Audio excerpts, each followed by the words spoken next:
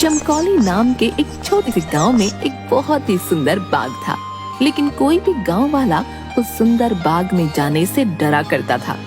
उनका मानना था कि अक्सर बाग के उस पार वाली गुफा के अंदर से किसी जिन्न की आवाजें आती हैं, जो आते जाते लोगों को आवाजें देता है, जिससे गांव वाले बहुत डरा करते थे। एक दिन गांव के दो युवक खेत पर आपस में बात करते हुए, अरे भाई, कल मैं उस बाग की तरफ गया था, वहाँ फिर से उस जिन की वही डरावनी आवाजें आ रही थी। अरे क्यों भाई, क्या करने गए थे तुम वहाँ? क्या तुम्हें पता नहीं बाग के पास वाली गुफा में जिन रहता है? अगर वो तुम्हें कहीं कुछ कर देता तो आइंदा फिर उस बाग की तरफ मत जाना। तभी वो वहाँ से बात करते हुए खेत से चले जाते हैं। अगले दिन गांव का एक लड़का रांझा, यार, इस गुफा में से आवाजें कौन देता होगा? मुझे इसके पीछे जरूर कोई राज नजर आता है। रांझा भैया, जो भी हो, लेकिन गलती से भी उस गुफा के अंदर मत जाना। लेकिन इस गुफा का रहस्य तो मैं जान कर रहूंगा। सब गांव वाले डर के साए में आखिर कब तक रहेंगे? उसके बाद शाम हो गई और रांझा और उसका दोस्त अपने अपने घर चले गए। अगले दिन सुबह सारे गांव में सन्नाटा था और रांझा के घर के बाहर उसकी लाश रखी हुई थी। सब रो रहे थे। शाम को बस ये बोल के घर से निकला था कि आज एक रहस्य से पर्दा उठाने जा रहा हूँ। मेरे रांझा की बहादुरी उसे ले डूबी। हाय मेरा बच्चा। हो ना हो, ये उस गुफा वाले जिन ने ही किया है। हाँ, उसी गांव में धन्नू नाम का व्यक्ति रहता था, जो एक व्यापारी था। उसकी दो बेटियां थीं, रीमा और सीमा।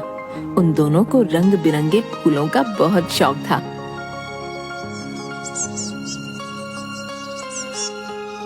बहुत दिन हो गए हैं, चलो आज हम गांव के बाग में चलते हैं। न जाने क्यों हमें बाबूजी उस बाग में जाने से मना करते हैं। इस पूरे गांव में एक वही जगह है जहाँ कितने सुंदर सुंदर फूल होते हैं। हाँ सीमा, वो बाग सच में बहुत सुंदर है। उस बाग में बहुत सुंदर सुंदर फूल होते हैं, लेकिन बाबूजी हमें जाने नहीं देते। वो कहते हैं गांव के बाग के उस पार एक गुफा है जो बहुत ही भयानक है, हमारा जाना वहाँ सही नहीं होगा। लेकिन गांव की रांझा भाई की मौत के बाद तो गुफा और ज्यादा डरावनी लगने लगी है। अरे रीमा, ये सब झूठी बातें हैं, मुझे नहीं लगता वहाँ ऐसा कुछ है। और वैसे भी गांव वालों ने उस जिन्न को देखा नहीं, बस उसकी आवाज ही सुनी है। अगर सच में वहाँ कोई जिन्न होता तो क्या गांव वालों के सामने नहीं आता?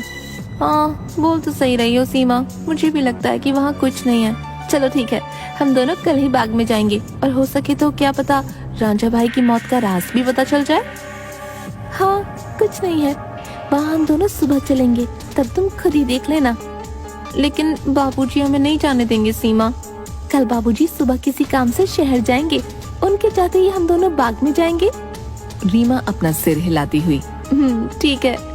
इसके बाद दोनों बहनें अपने कमरे में जाकर सो जाती हैं। अगली सुबह, देखो मेरी प्यारी बेटियों, मैं किसी काम से शहर जा रहा हूँ। तुम दोनों अपना ख्याल रखना और उस बाग में फूल तोड़ने मत जाना। वो जगह अच्छी नहीं है, कोई भी गांव वाला वहाँ नहीं जाता। पता है ना, रांझा भी वहीं जाने से मारा गया था। हम दोनों बहनें उस बाग में नहीं जाएंगी। इसके बाद धन्नू वहाँ से चला जाता है। उसके जाते ही दोनों बहनें उस बाग की तरफ जाने लगती हैं कि तभी एक गांव का आदमी उन्हें देख लेता है। अरे सीमा और रीमा बिटिया, तुम इस बाग की तरफ कहाँ जा रही हो?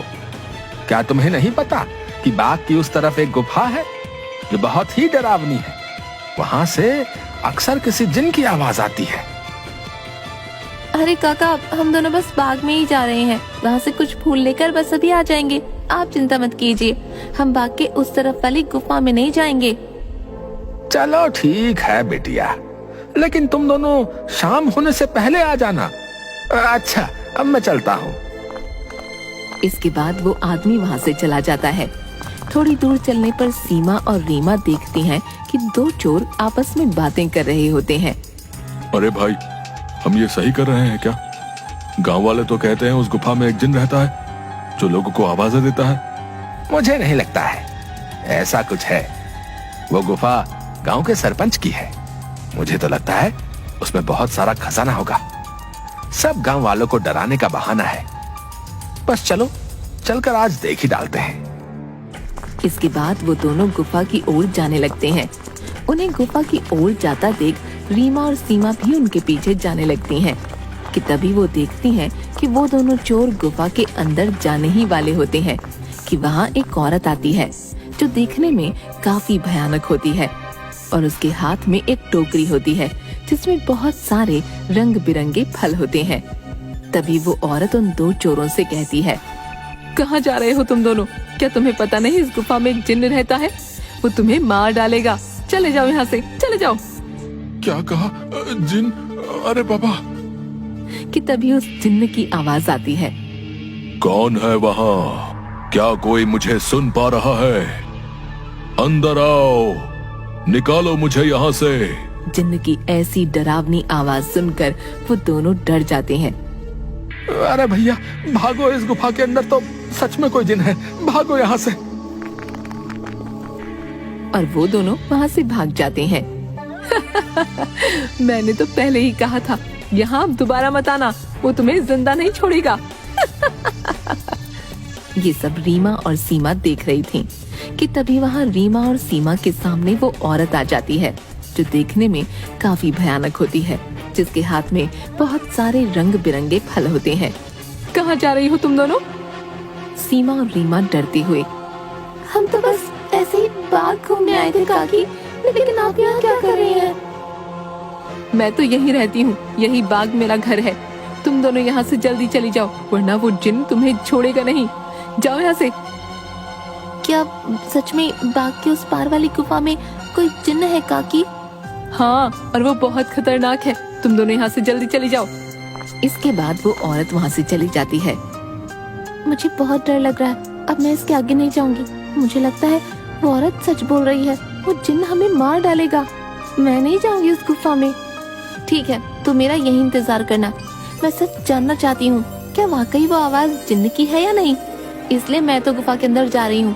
तुम यहाँ से कहीं मत जाना, मैं जल्दी आ जाऊंगी। इसके बाद रीमा अकेले ही आगे चलती है।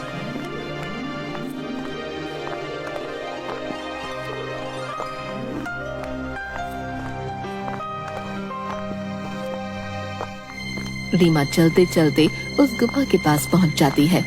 तभी एक आवाज उसे सुनाई देती है जो काफी भारी होती है।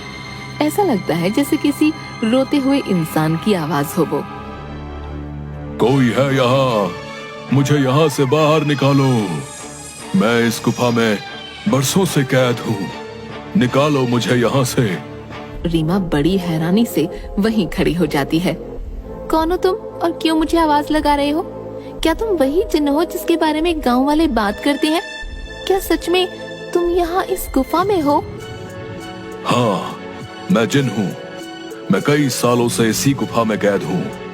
मेरी सहायता करो लड़की, मेरी बात मानो। मैं तुम्हें कोई नुकसान नहीं पहुंचाऊंगा। तुम मुझे इस गुफा से आजाद कर सकती हो। इसके बाद मैं यहाँ से हमेशा के लिए चला जाऊंगा। मेरी सहायता करो। क्या सच में हमेशा के लिए तुम यहाँ से चले जाओगे? मैं तुम्हारी सहायता जरूर करूंगी। मुझे क्या करना होगा जिन? बताओ मुझे, मैं अवश्य ही करूंगी। तभी गुफा के दरवाजे खुलते हैं और रीमा उस गुफा के अंदर चली जाती है।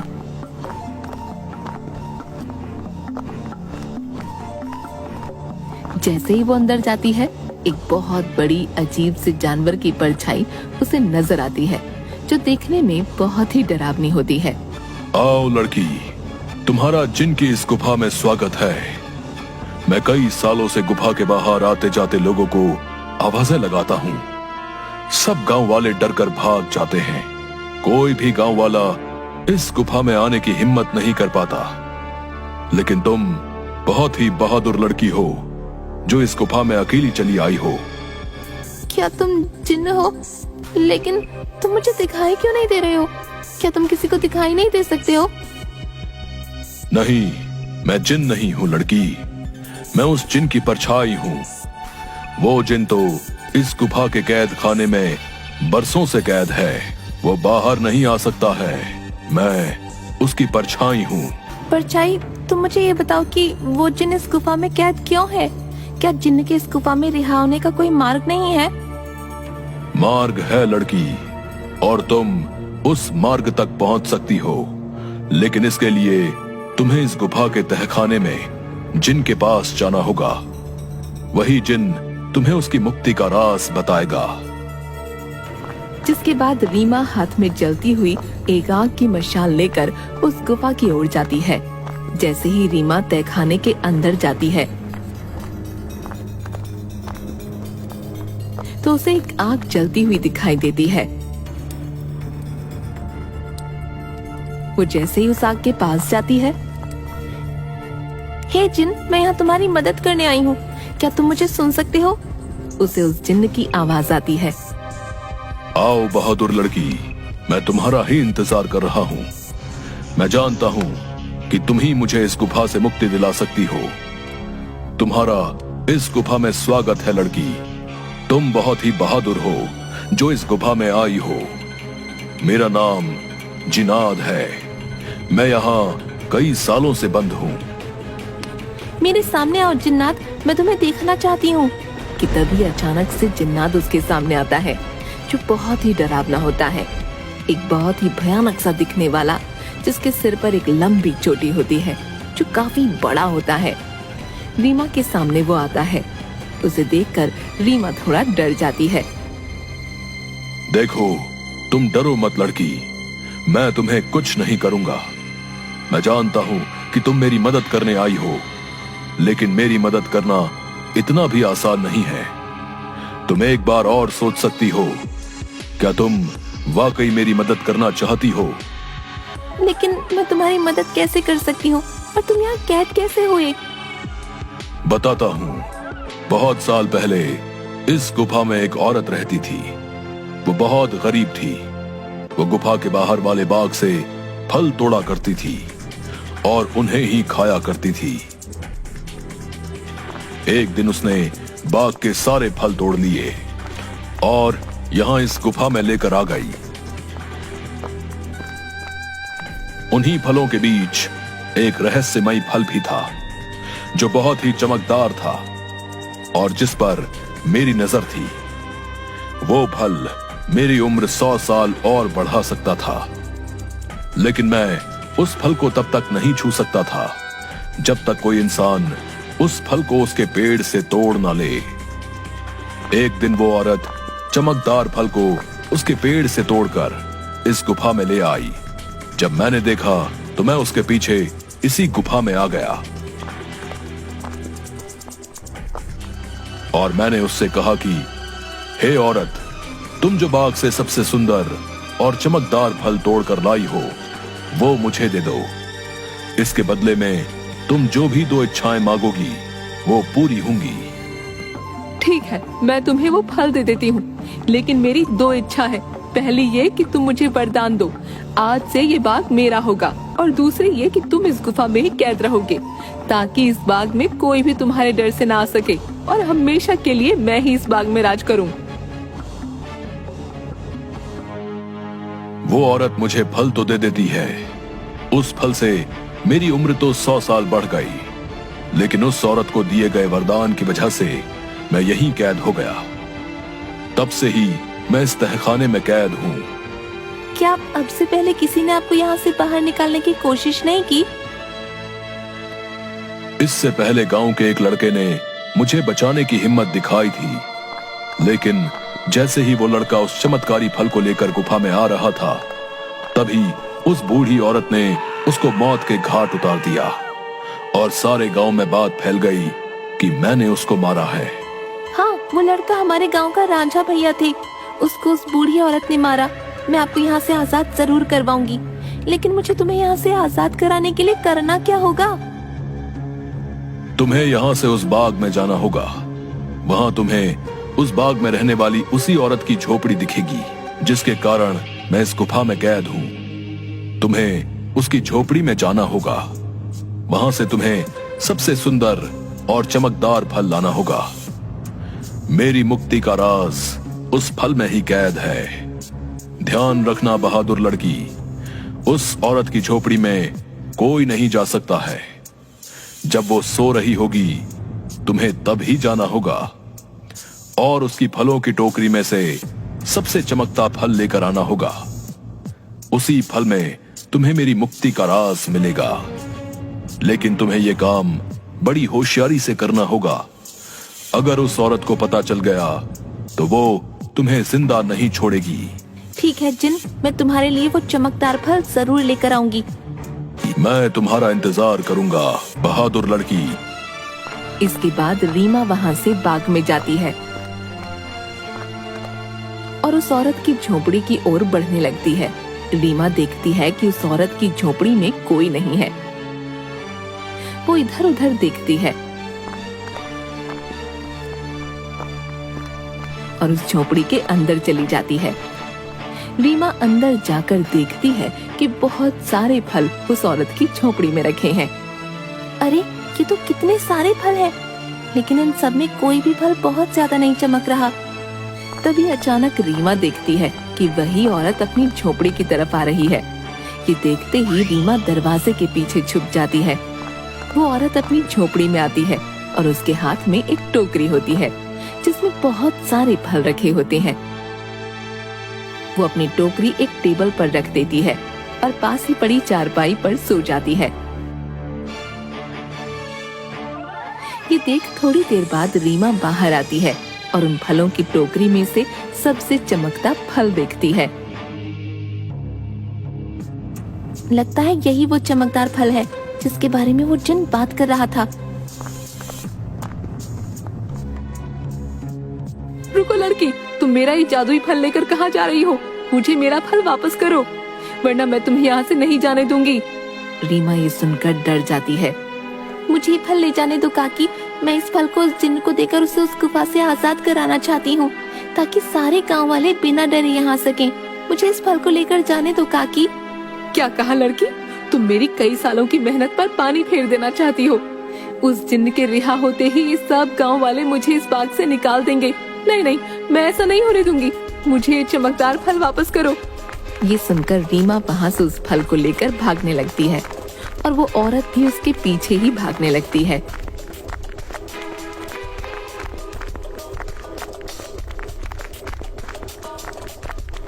रीमा भागते भागते उस गुफा में पहुंच जाती है।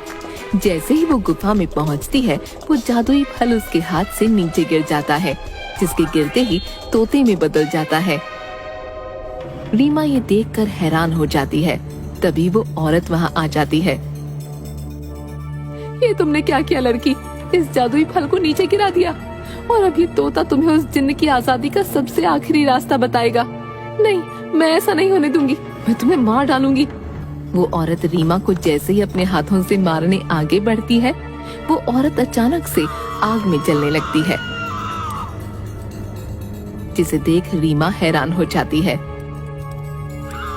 तभी एक आवाज सुनाई देती है जो उस जिन्न की परछाई की होती है। डरो मत बहादुर लड़की, इस लालची औरत को इसके किए की सजा मिल चुकी है। अब तुम्हें अपनी मंजिल का आखिरी पड़ाव पार करना है, जिसमें ये तोता तुम्हारी मदद करेगा। तभी अचानक से वो तोता उड़ने लगता है और गुफा में उसी तरफ भागने लगता है जहाँ वो जिन्न कैद था। रीमा भी उसके पीछे पीछे चलने लगती है।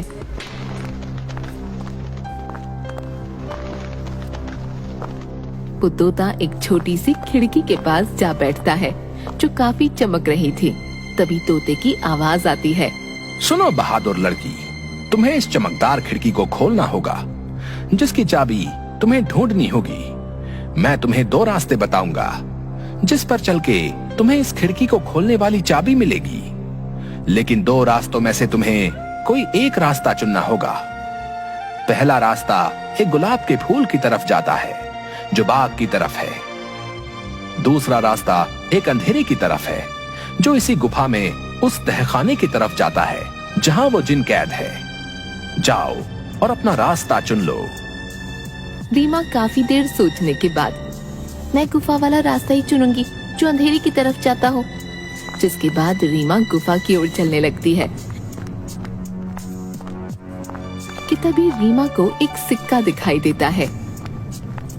अरे ये इतना चमकता हुआ सिक्का यहाँ कैसे आया, और ये सिक्का इतना चमक क्यों रहा है? रीमा जैसे ही वो सिक्का हाथ में उठाती है, पूरी गुफा में रोशनी हो जाती है। अरे ये तो पूरी गुफा में रोशनी हो गई। तभी वो सिक्का अचानक उड़ने लगा। अरे ये सिक्का उड़ क्यों रहा है? रीमा उस सिक्के के पीछे पीछे चलने लगती है। थोड़ी दूर चलने पर रीमा देखती है कि 4 चाबियां अलग अलग रंग की थीं, जो हवा में उड़ रही थीं। अरे ये तो वही चाबियां हैं जिसके बारे में वो तोता बता रहा था। लेकिन अब इनमें से सही चाबी कौन सी होगी, ये कैसे पता चले? तभी रीमा को एक आवाज आई जो उस जिन्न की परछाई की थी। बहादुर लड़की, तुम्हें इनमें से एक चाबी उठानी है। याद रखना, तुम्हें एक सही चाबी उठानी है, लेकिन याद रहे तुम्हें बड़ी होशियारी से ही एक चाबी उठानी होगी। अगर तुमने गलती से गलत चाबी चुन ली तो ये चारों चाबियां गायब हो जाएंगी और तुम कभी भी जिनको आजाद नहीं कर पाओगी। ये सुन रीमा हैरान हो जाती है। क्या? हे भगवान, ये किस दुविधा में डाल दिया है। अब मैं कैसे इन चारों चाबियों में से सही चाबी चुनूं?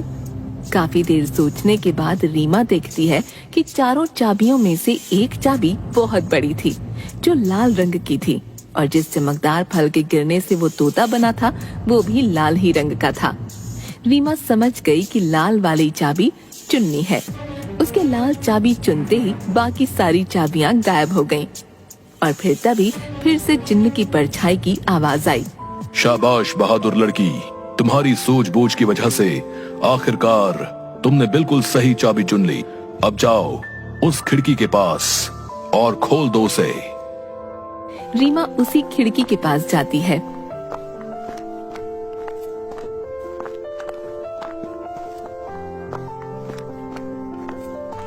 और देखती है कि अभी भी वो तोता उस खिड़की के पास ही बैठा था। ये देखो, मैं इस खिड़की की चाबी ले आई हूँ। तुम वाकई बहुत बहादुर हो लड़की। अब तुम इस चाबी से इस खिड़की को खोल दो। रीमा जैसे ही उस चाबी को खिड़की में लगाती है, खिड़की अचानक से खुल जाती है। रीमा देखती है उस खिड़की के बाहर बहुत रोशनी थी, जिसकी चारों तरफ बहुत सारे चमकदार फल चमक रहे थे और बहुत सारी तितलियां उनके पास मंडरा रही थीं। वो तोता उस खिड़की में उड़ता हुआ चला जाता है और तोता खिड़की के बाहर जाते ही उस जिन्न में बदल जाता है, जो कई सालों से गुफा में बंद था।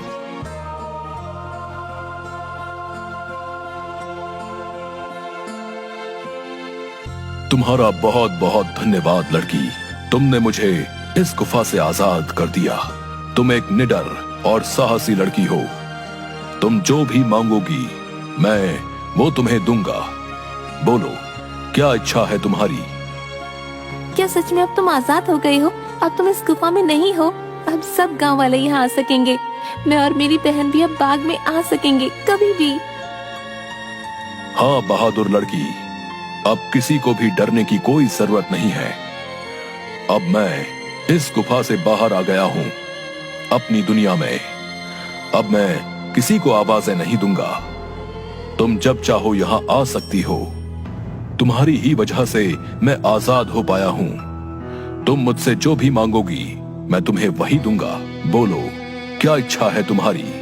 जिन, मैं कुछ नहीं मांगना चाहती हूँ, लेकिन अगर तुम सच में मेरी इच्छा पूरी करना चाहते हो तो गुफा के सामने वाले बाग से मुझे बहुत प्यार है। इसमें रंग बिरंगे फूल मुझे बहुत पसंद है। मैं चाहती हूँ कि ये बाग हमेशा ऐसे ही खिलखिलाता रहे, इसके फूल कभी न मुरझाएं। ठीक है बहादुर लड़की, तुम्हारी ये इच्छा जरूर पूरी करूंगा। अब ये बाग हमेशा यूं ही रहेगा, कभी भी मुरझाएगा नहीं।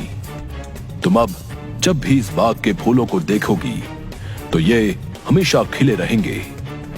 अच्छा, अब मैं हमेशा के लिए यहाँ से जा रहा हूँ। इसके बाद वो जिन्न गायब हो जाता है और खिड़की बंद हो जाती है। रीमा जब गुफा से बाहर निकलती है तो सब गांव वाले धन्नू और सीमा बाहर खड़े होते हैं। अरे मेरी बिटिया, आ गई तू वापस। उस जिन ने तुझे कुछ किया तो नहीं? आखिर क्यों गई थी तू उस गुफा के अंदर? अगर वो जिन तुझे मार डालता तो क्या करता मैं? दीदी, तुम ठीक तो हो ना? क्या सच में तुम्हें उस जिन्न ने कुछ नहीं किया? बाबूजी, मैं बिल्कुल ठीक हूँ। अब अंदर कोई जिन्न नहीं है। इस गुफा के अंदर जो जिन्न था अब वो हमेशा के लिए इस गुफा से चला गया है। अब आप सभी को डरने की कोई जरूरत नहीं है। अब कोई भी यहाँ आ सकता है। अरे क्या बोल रही हो रीमा बिटिया? आखिर कहाँ गया वो जिन जो आते जाते लोगों को आवाजें दिया करता था? रीमा गांव वालों को सारी बात बताती है।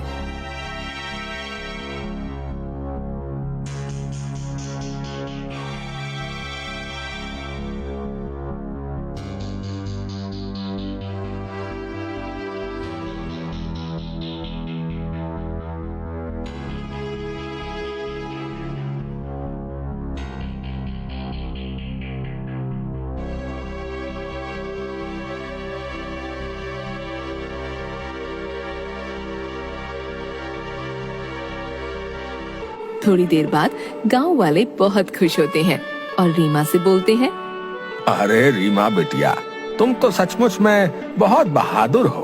तुम्हारी वजह से ही अब वो जिन इस गुफा से आजाद हो गया है।